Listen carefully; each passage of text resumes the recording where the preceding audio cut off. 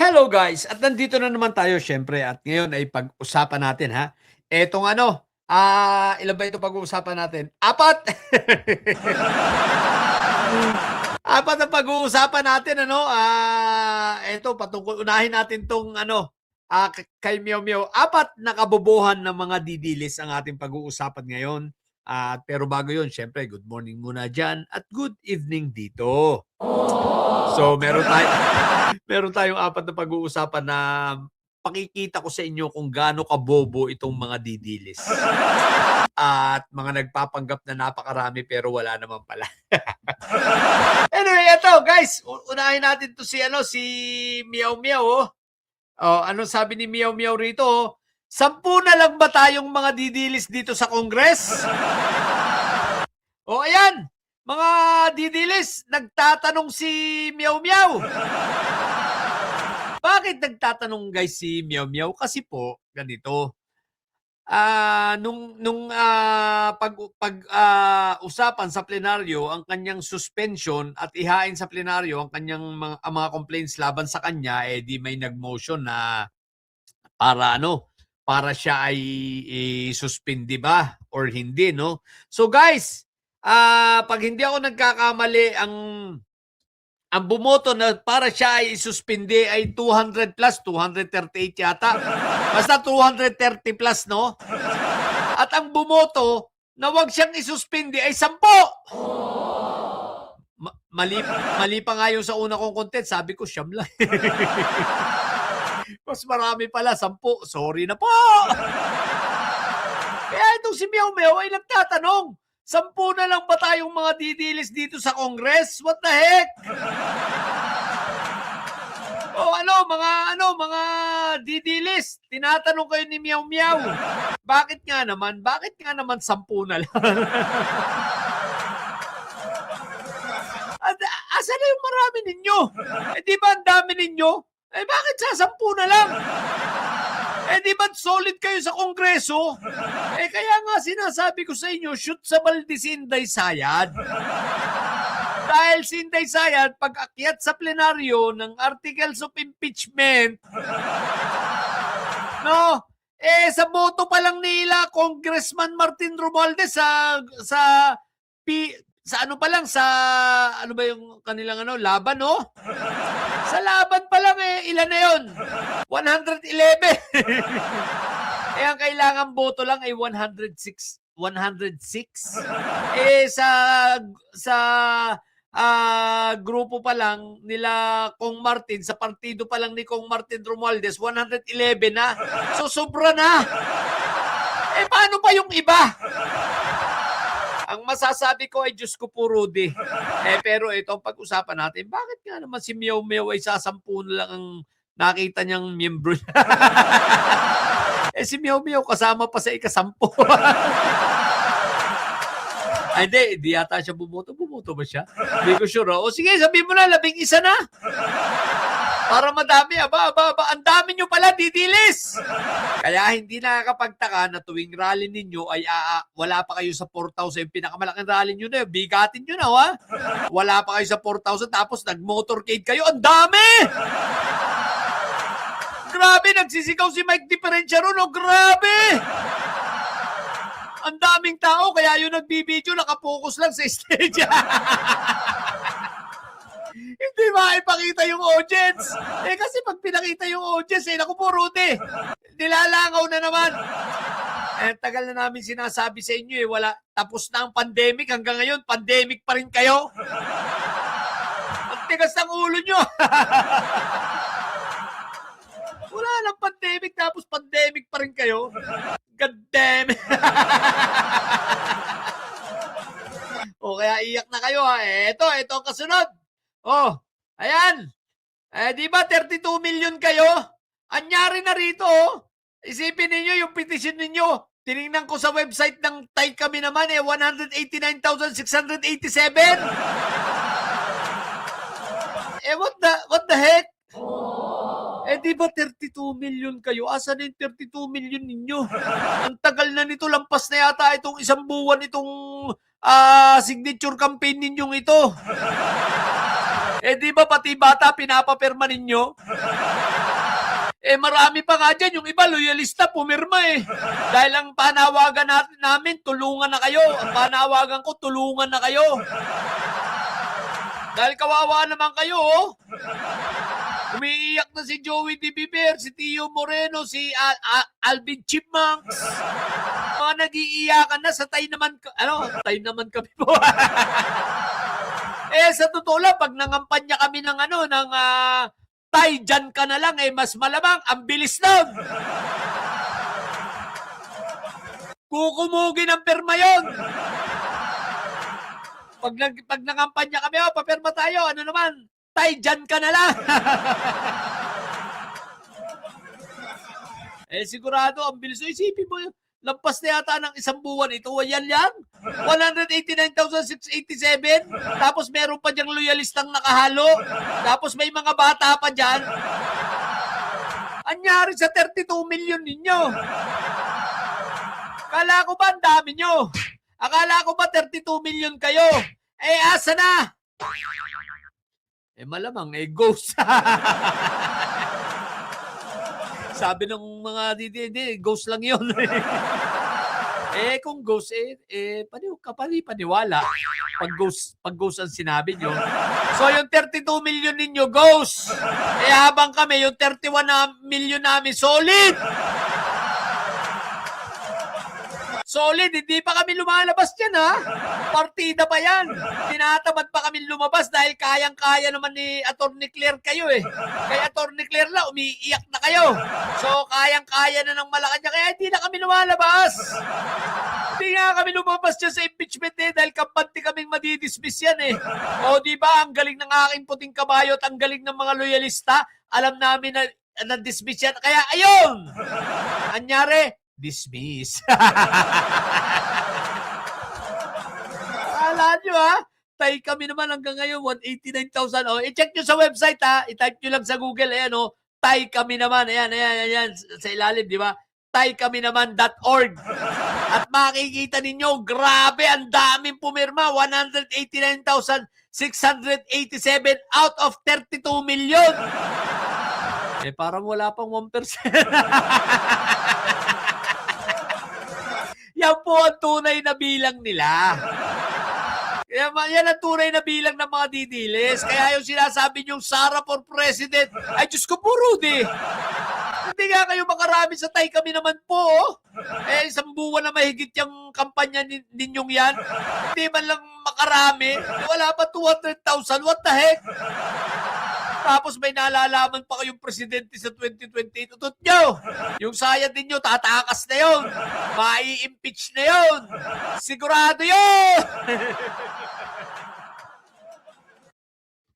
Eto naman. Panoorin naman natin tong isang umiiyak. Ito guys panoorin natin Ito si Boy Iyakin, si Boy Maligno, at si Boy Engkanto. Ang lalaking may kakambal na engkanto. Let's go. Panoorin natin habang ating sinusumputan. Pag-expect ka mag-viral. Iyakin si Boy. Hoy! Bungad pa lang, umiiyak ka na. Akala ko matapang na tao ka. Michael Cano, a.k.a. Din Chase. Akala ko matapang na tao ka. Naunsa man ako. Umiiyak ang putik. Ako, I did not ask for this.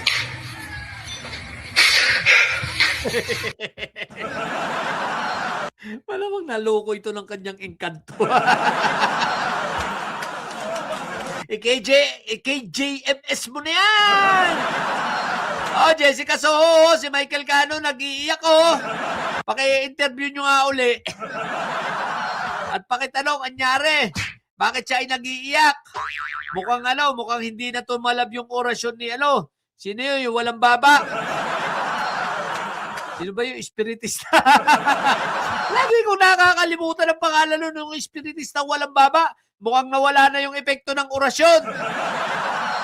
Paki-orasyonan nyo muli ito. Iiyakin pala to Ang lakas ng loob gumawa ng fake news. Ang lakas gumawa ng mga mag-edit-edit tapos iyakin. What the heck? Yeah. Okay. I don't know what to do. I really don't know what to do. Nagkurog ko kasi, it's too much. It's too much. Oh, ano, hindi na raw niya alam ang gagawin niya. May too much ka pa. Nagpapaano na to, nagpapaawa na. Nagpapaano, simpatya. Simpatyang hinahanap ka. Doon ka manawagan sa mga engkanto, bobo. Tingin mo sa taong bayan kita mo nga, rally niyo nga sa Pilipinas, hindi makadami. Yung congressman nyo nga, 10 lang. Kaya nagpapaawa na. Tapos mukhang may kaso pa ito kay Gwen Garcia. Kaya pagkatapos, tapos na natin ang video I-discuss natin yan. Ilang parang oo. That's why, guys, what I'm doing right now is literally putting my life in the line.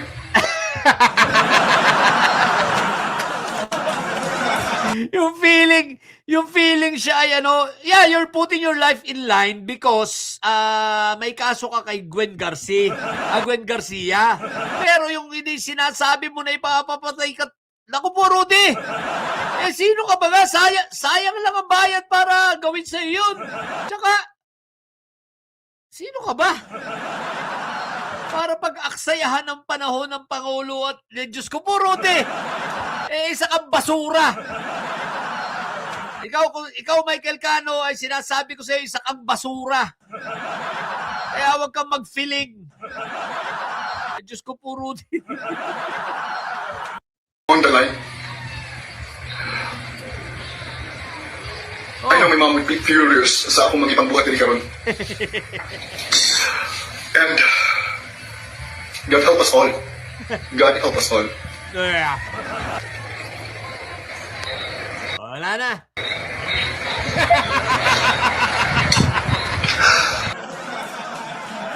Okay. Kaya tayo'y. Gitrama-tramahan mo man kami, bay. Atay ka, oy. Guys, ganito yan. Nag-iiyak yan. Alam mo kung bakit. Sinampahan siya ng kaso. 10 counts of cyber libel nitong si Gwen Garcia, no? Dating governor ng Cebu. Ngayon, guys, kasi ganito yan. Kung maaalala nyo, yung KMJS nito, that was posted, I think 3 years ago, no? So, kung 3 years ago siya, na dito sa YT, ipinalabas or ipinilabas 3 years ago. So, ibig sabihin, most likely, 3 years pa lang siya dyan sa US. And since siya ay nagwo-work sa isang call center, most likely rin, he was just sponsored by an employer na, di ba? Sponsored lang siya ng isang employer niya sa call center. Na maaaring yung employer niyang yun ay yung employer niya nung siya ay nasa Pilipinas at nagtatrabaho as a call center agent. No? Now, eto guys, kung ikaw ay sponsored lang, ibig sabihin, working visa ka lang. Hindi ka citizen ng US. By the way, yung 3 years hindi ka magiging citizen ng US or hindi ka makakakuha ng ng permanent residence sa US ng 3 years ka lang, no? Malabo 'yun, ha. Ngayon guys, ibig sabihin pag napaso ang napaso ang kanyang contract, no? At hindi siya ini-renew ng kanyang employer, o kaya naman kasi I think kahit pa ikaw ay working visa, meron yatang batas na kailangan mong umuwi, no? Kumbaga, lumabas ng US then bago pumasok ka uli. Parang gano'n, no? Parang batas ng immigration. I'm not sure of that, but you can research, no? Kung may ganun nga. Pero whatever, ang importante rito, uuwi at uuwi ito. So ngayon, kung uuwi at uuwi siya, sigurado warrant ito. Sigurado mangungulungan ito 10 counts. Ay, Diyos ko po, Rudy. At ang nagdemanda ay si Gwen Garcia, Bisaya. So, ang tanong, makakalapag pa ba ito ng Cebu? Mga Cebuano ba ito? I don't know, pero yung salita niya Bisaya, parang Cebuano eh. Pero murag dili na. Parang hindi na ito makakalapag. So, talagang kung ganun, kakabahan ka talaga. Baka nga, kaya ito ay nag-iiyak at hindi na niya, sabi niya mismo, hindi niya alam kung saan siya pupunta. Punta ka kay sa jowa mong si Marlica. Teka, jowa mo ba talaga? Sabagay, ewan ko. Bahala kayong dalawa. Pero ibig ko sabihin, kaya hindi nito alam ang pupunta kasi anytime soon kung hindi siya, kung hindi i-renew ng employer nito ang kanyang working visa, patay ito, uwi ito. Uwi talaga ito sigurado. Kaya ang lakas ng iyak. Pero uy! At tapang ka man! Ang galing mong gumawa ng mga di ba? Hindi pala magaling. Bulok pala. Ang bulok ng mga gawa mo, mga fake news, ha? Ang bulok ng gawa ng edit mo, ha? Obvious na obvious. Abay, gagawa kayong galing-galingan mo naman. Ang tanga lang eh. Syempre, maniniwala naman sa iyo mga bubundidilis na walang kaalam-alam sa computer, walang kaalam-alam sa technology. Mapapaniwala mo nga pero kung sa mga marurunong at sa marunong tumingin, sa mga techie na mga tao, Diyos ko po, obvious na obvious yung mga pinaggagawa mo, Michael Cano, galing-galingan, tsaka bawas-bawas yung pag-iyak at kartehan. Gagawa-gawa ka ng kaloko, dapat kaya mong panindigan. Tapos mag-ahamon ka pag idemanda ka. Ba't kayo didemanda ng presidente? Sino ka ba? Basura ka lang. Bakit naman papansinin ng presidente ang isang taong basura? Pasalamat. Kami, papansinin ka namin. Pasalamat ka, pinapansin kita basurang-basura ka pa. Obvious ka naman bobo. Kaya ito takot. May padinchis. Payak-iyak ka pa. Tumawag ka na doon sa engkanto mo. Yung jowa mong engkanto. What the heck? Sige, punta tayo sa next. Ito, maganda ito ha. Ito, maganda ito. Pangilinan, nagmukhang tanga kay Marcoleta. Teka, pakinggan natin ha. Ito, si Bayot Bay ha. Pakinggan natin ang kanyang mga sasabihin ha. Meron ako napansin dito kabubuhan ito Kahit kailan to bobo Sige, pakinggan natin ha. Pangilinan, nagmukhang tanga kay Marcoleta. Naku, Hoy, Bayot Bay, ano ko ba? Parang baliktad ka naman. Si Marco Beta nagmukhang tanga. Yung coordinates nga, hindi nga niya alam Hanggang ngayon, hindi niya mailabas paano wala naman talaga mailabas na coordinates? Marcoleta, si Senator Kiko pa nagmukhang tanga. Bobo talaga ito. Bobo moy! What the heck? po, dito ho sa nangyaring debate ho sa Senado, nagkaroon ho ng matinding pagtatalo ho itong si Marcoleta at itong si Pangilinan. Alam nyo mga kababayan, alam ko medyo mahirap intindihin pagdating sa issue na ito. Yan. Papasok na tayo sa malalim na malalim to sasabihin ni Bayot Bay. Ang sabi niya, mahirap daw intindihin. Mahirap intindihin ang isyung ito. Sige nga, tingnan natin ano ba sasabihin nito. At ngayon ay ipapaliwanag ko sa inyo ano ba talaga ang punto ni Marcoleta at ano din ang punto ni Pangilinan at bakit ba merong ganito. Hindi ba dapat wala na ito dahil nagkaroon na ng arbitral ruling? Huwag na nating ituloy! Guys, huwag na nating ituloy! Masyadong malalim! Narinig nyo ba ang narinig ko? Ulitin natin ha! Ulitin natin! Baka hindi nyo narinig. Sige. Ulitin natin ha. Ng arbitral ruling? Huwag na natin ituloy, guys! Tinatawag? Ha? Ulitin natin. Isa sa pangatlo ha. Pangatlo. Wala na ito dahil nagkaroon na ng arbitral ruling. Sabi ko sa inyo, bobo ito May salita bang arbitar? Meron bang arbiter ruling. Eh kahit saan mo hanapin diksyonaryo, walang arbiter na salita, walang arbiter na word. Oh, arbiter ruling na. Yung arbitral ruling naging arbiter.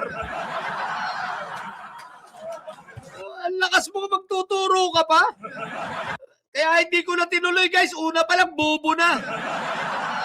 Sabi ko sa inyo alam nyo ba may video rin ito na pati daw yung yung motor vehicle daw, yung motorcycle ay hindi raw motor vehicle. Eh di ba ganyan kabobo yan? Kaya takot sa akin dumabate yan.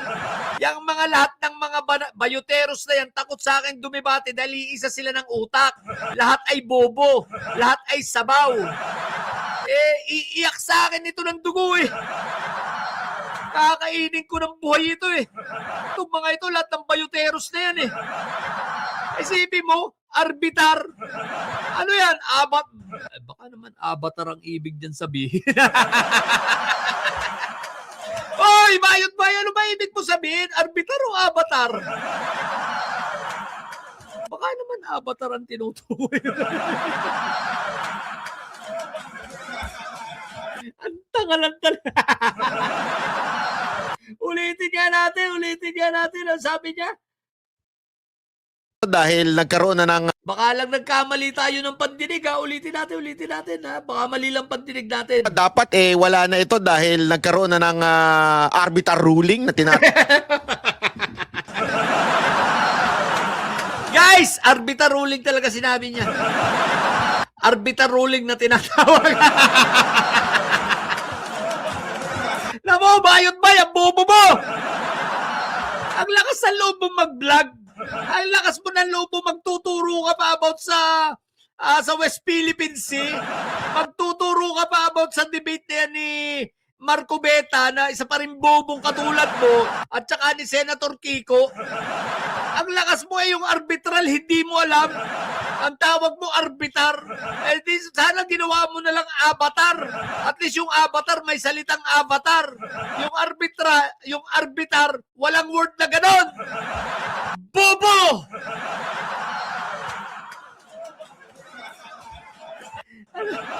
Walang hiya.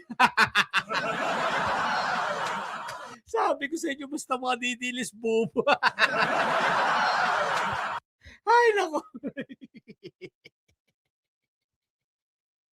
Diba? O, sige na. Sige na, guys. Yun lang muna. At ito, ayun o mga didilis, ang recap natin ang congressman ninyo ay 10 na lang. Pagkatapos, yung inyong tay kami naman hanggang ngayon wala pang 200,000, ilang buwan na. Malampas na yata 1 buwan. Asan yung 32 million ninyo?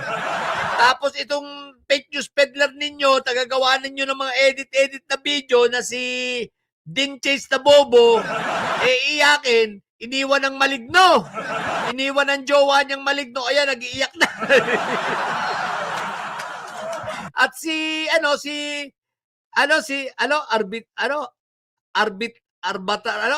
ano sabi ni Bayot Bay? Nalimutan ko na tuloy. Arbitral, Hindi arbitral. Tama yung arbitral eh. na ng arbiter ruling. Arbiter Ruling. Tapos si Bayot Bay, si arbitar. O di ba ang bobo lang, hindi na sinabing avatar. Ginawa pa ng arbiter putik. Ayun lang, sa mga bobong didilis yan at may sayad ang tatay nyo ay karton. Ang tatay nyo ay avatar. Avatar pala. Manatili kayo mga bobot may sayad. Sapagkat ang may sayad ay laging high blood. Bye!